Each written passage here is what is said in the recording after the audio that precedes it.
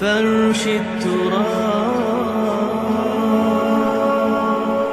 يضمني وهو غطاء. لیکن میری فکر کا ایک پہلو ہے. ایک تو میں نے شروع میں جو 2 آیات پڑھی تھی کہ تحریک پاکستان کا بیسک موٹیویشن جو ہے وہ سورہ انفال کی آیت نمبر 26 میں ہے. وَاذْكُرُوا، یاد کرو، اذ انتم قلیل، جب تم کم تھے تعداد میں، اقلیت تھے، مستضعفون فی الارض، تمہیں سپریس کر دیا گیا تھا، دبے ہوئے تھے. تخافون، تمہیں خوف تھا، ان یتخطفکم الناس، کہ لوگ یعنی غیر مسلم تمہیں دبا لیں گے، اچک کر لے جائیں گے، برباد کر دیں گے. فآواکم، اللہ نے تمہیں پناہ دی، پناہ گاہ عطا فرمائی. وَأَيَّدَكُمْ بِنَصْرِهِ، اپنی نصرت سے تمہاری تائید کی. وَرَزَقَكُمْ مِنَ الطَّيِّبَاتِ لَعَلَّكُمْ تَشْكُرُونَ، اور تمہیں پاکیزہ رزق فراہم کیا تاکہ تم شکر ادا کرو. یہ پاکستان کی تصویر ہے قرآن مجید کے اندر، اس لیے کہ حضور کی حدیث ہے، آج بھی میں جمعے میں بیان کر چکا ہوں اس کو، کہ اس قرآن کے اندر فیہ خبر ما قبلکم و نبأ ما بعدکم و حکم ما بینکم. حضور نے فرمایا اس میں تم سے پہلے کی قوموں کے حالات بھی ہیں، تمہارے بعد میں آنے والوں کے حالات بھی ہیں، اور جو تمہارے مابین اختلافات قیامت تک ہوں گے ان کا حل بھی موجود ہے. تو یہ ہمارا ذکر ہے پاکستان. دیکھیے، میرے ایک فکر کا جو پہلو میں آپ کے سامنے رکھنا چاہتا ہوں، میرے نزدیک یہ یقینی ہے، حتمی ہے، شدنی ہے، اٹل ہے، قیامت سے قبل پوری دنیا میں نظام خلافت قائم ہوگا، اللہ کے دین کا غلبہ ہوگا. قرآن مجید میں اس کا صغرا کبرا ہے. وہ صغرا کبرا کیا ہے کہ حضور کو بھیجا گیا غلبہ دین کے لیے، 3 دفعہ فرمایا هو الذی ارسل رسولہ بالہدی ودین الحق لیظہرہ علی الدین کلہ، اور 5 دفعہ فرمایا کہ ہم نے اے نبی آپ کو بھیجا پوری نوع انسانی کے لیے، وما ارسلناک الا کافۃ للناس بشیرا ونذیرا. منطقی نتیجہ کیا ہے؟ حضور کا مقصد بعثت اس وقت پورا ہوگا جب کل روح ارضی پر، کل عالم انسانیت پر اللہ کا دین غالب ہو جائے. کیسے ہو سکتا ہے کہ دنیا ختم ہو جائے اس کے بغیر، حضور کے مقصد بعثت کی تکمیل کے بغیر؟ جو اقبال نے کہا تھا کہ وقت فرصت ہے کہاں، کام ابھی باقی ہے، نور توحید کا اتمام ابھی باقی ہے. اگرچہ ساتھ ہی خبر دی تھی یہ جہاں معمور ہوگا نغمہ توحید سے. اب آئیے دوسری بات، جیسے وہ پہلے شروع ہوا تھا تو ایک ملک سے شروع ہوا اور پھر پھیل گیا دائیں بائیں.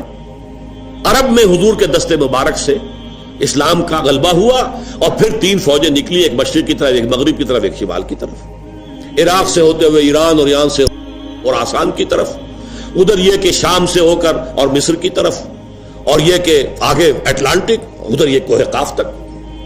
اسی طرح اب بھی کسی ایک علاقے سے ہوگا. وہ علاقہ میرے نزدیک پرائمریلی پاکستان ہے اور سیکنڈریلی افغانستان ہے. یہ اللہ نے ہمیں موقع دیا ہے. میرے نزدیک اس کے ایک تو احادیث کے اندر اشارے، 2 حدیثیں 3 حدیثیں دی گئی ہیں اس کے اندر، کتابچے کے اندر، لیکن میں جو گنوانا چاہتا ہوں کہ اللہ کی مشیت کا مظہر کیا ہے. ختم نبوت کے بعد سب سے بڑا جو دینی منصب ہے وہ ہے مجددین.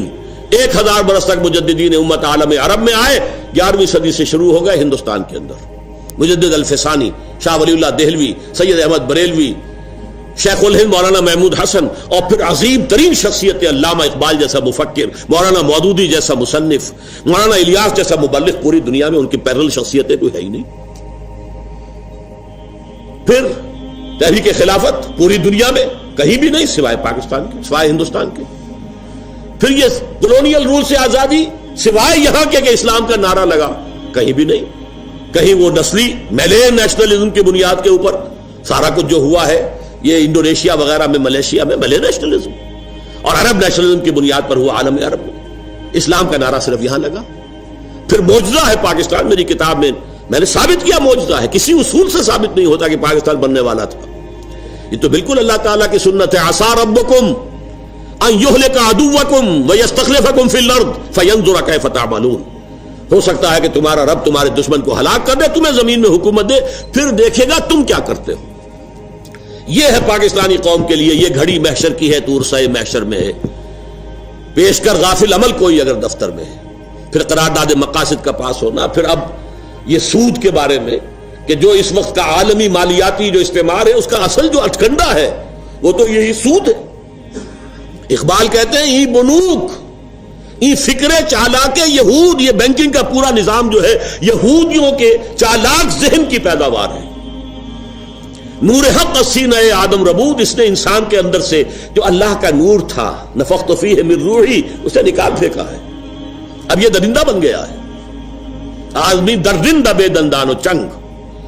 نور حق سینہ آدم ربود تا تہو بالا نہ گرددی نظام دانش و تہذیب و دین سودائے خام. جب تک یہ بینکنگ کا نظام جو ہے تہو بالا نہیں ہوتا، ختم نہیں ہوتا، اس وقت تک نہ دانش کا کوئی امکان ہے، نہ دین کا، نہ تہذیب کا.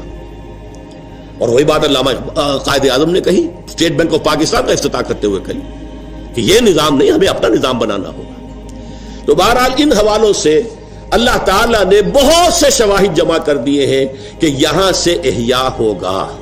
بدقسمتی سے ہم اپنا سبق بھول گئے، منزل سے بھٹک گئے.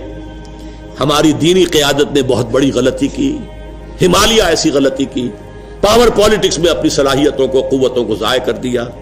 ہو سکتا ہے بھولا ہوا سبق یاد آ جائے، توقع ہے اللہ سے